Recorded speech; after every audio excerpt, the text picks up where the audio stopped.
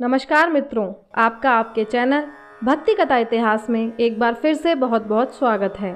आज हम आपके लिए इस वीडियो में वट सावित्री व्रत से संबंधित सारी जानकारी जैसे कि व्रत की तिथि, उसका शुभ मुहूर्त, पूजन विधि और कथा लेकर आपके समक्ष प्रस्तुत हुए हैं। तो वीडियो शुरू करने से पहले आप सभी से एक रिक्वेस्ट है कि यदि आप चैनल पर पहली बार आए हैं तो इसे सब्सक्राइब करना ना भूलें और वीडियो पसंद आए तो इसे ज़्यादा से ज़्यादा लाइक और शेयर कीजिए। चलिए सबसे पहले आपको बताते हैं वट सावित्री अमावस्या मुहूर्त। यह 21 मई 2020 को रात 9:35 से शुरू होकर 22 मई 2020 रात 11:08 तक है। इस दिन सुहागिनें पति की दीर्घायु और परिवार की सुख शांति के लिए वट सावित्री की पूजा करती हैं। वट सावित्री व्रत में वट और सावित्री दोनों का खास महत्व माना गया है। पीपल की तरह वट या बरगद के पेड़ का भी विशेष महत्व है। पुराणों की माने तो वट वृक्ष में ब्रह्मा, विष्णु व महेश तीनों का वास है। इस व्रत में बरगद पेड़ के चारों ओर घूमकर रक्षा सूत्र बांधा और आशीर्वाद मांगा जाता है। इस अवसर पर सुहागिनें एक दूसरे को सिंदूर लगाती हैं। इसके अलावा पुजारी से सत्यवान और सावित्री की कथा सुनती हैं। नवविवाहिता सुहागिनों में पहली बार वट सावित्री पूजा का अलग ही उत्साह रहता है। वट सावित्री के व्रत के दिन बरगद के पेड़ के नीचे बैठकर पूजन, व्रत, कथा सुनने से सभी मनोकामनाएं पूर्ण होती हैं। इस व्रत में महिलाएं सावित्री सत्यवान की कथा सुनती हैं। वट वृक्ष के नीचे बैठकर ही सावित्री ने अपने पति व्रत से पति सत्यवान को दोबारा जीवित कर लिया था। दूसरी कथा के अनुसार मार्कंड ऋषि को भगवान शिव के वरदान से वट वृक्ष के पत्ते में पैर का अंगूठा चूसते हुए बाल मुकुंद के दर्शन हुए थे। तभी से वट वृक्ष की पूजा की जाती है। वट वृक्ष की पूजा से घर में सुख शांति, धन लक्ष्मी का भी वास होता है। वट वृक्ष रोग नाशक भी है। वट का दूध कई बीमारियों से हमारी रक्षा करता है। चलिए अब आपको पूजन विधि के बारे में बताते हैं।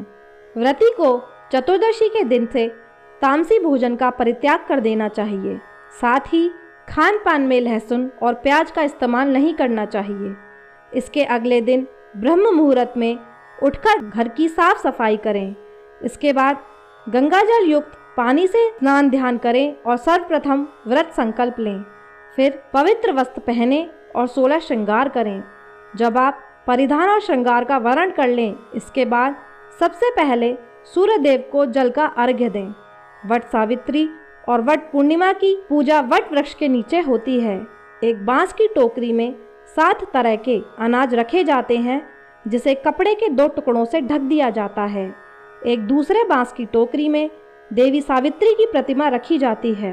वट वृक्ष पर महिलाएं जल चढ़ाकर कुमकुम अक्षत चढ़ाती हैं।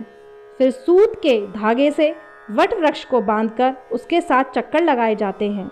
सभी महिलाएं वट सावित्री की कथा सुनती हैं और चने गुड़ का प्रसाद बांटा जाता है। चलिए अब आपको वट सावित्री व्रत की कथा सुनाते हैं। भद्र देश के एक राजा थे जिनका नाम अश्वपति था। भद्र देश के राजा अश्वपति के कोई संतान न थी। उन्होंने संतान की प्राप्ति के लिए मंत्रोच्चारण के साथ प्रतिदिन 1 लाख आहुतियाँ दी। 18 वर्षों तक यही क्रम जारी रहा। इसके बाद सावित्री देवी ने प्रकट होकर वर दिया कि राजन, तुझे एक तेजस्वी कन्या पैदा होगी। सावित्री देवी की कृपा से जन्म लेने के कारण से कन्या का नाम सावित्री रखा गया। कन्या बड़ी होकर बेहद रूपवान हुई। योग्य वर न मिलने की वजह से सावित्री के पिता दुखी थे।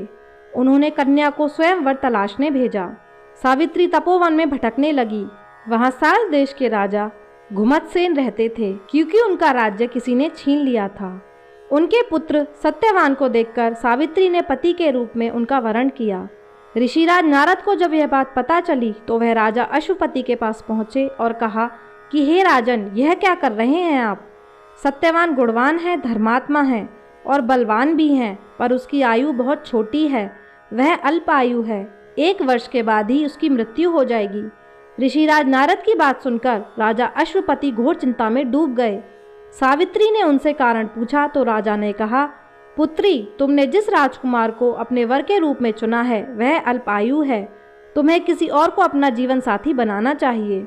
इस पर सावित्री ने कहा कि पिताजी, आर्य कन्याएं अपने पति का एक बार ही वरण करती हैं।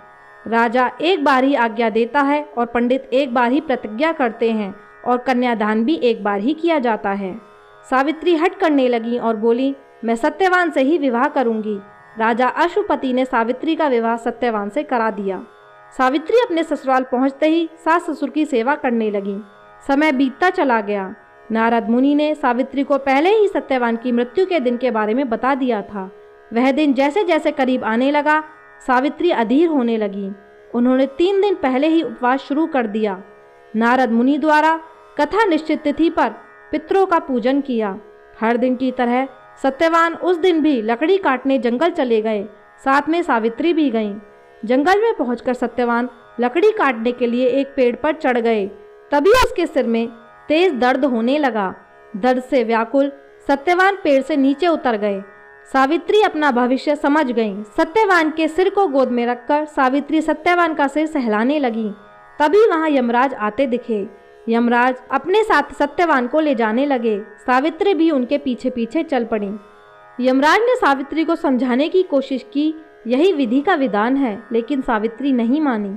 सावित्री की निष्ठा और पति परायणता को देखकर यमराज ने सावित्री से कहा कि हे देवी, तुम धन्य हो, तुम मुझसे कोई भी वरदान मांगो। सावित्री ने कहा कि मेरे सास ससुर वनवासी और अंधे हैं, उन्हें आप दिव्य ज्योति प्रदान करें। यमराज ने कहा, ऐसा ही हो, जाओ अब लौट जाओ। लेकिन सावित्री अपने पति सत्यवान के पीछे पीछे चलती रहीं।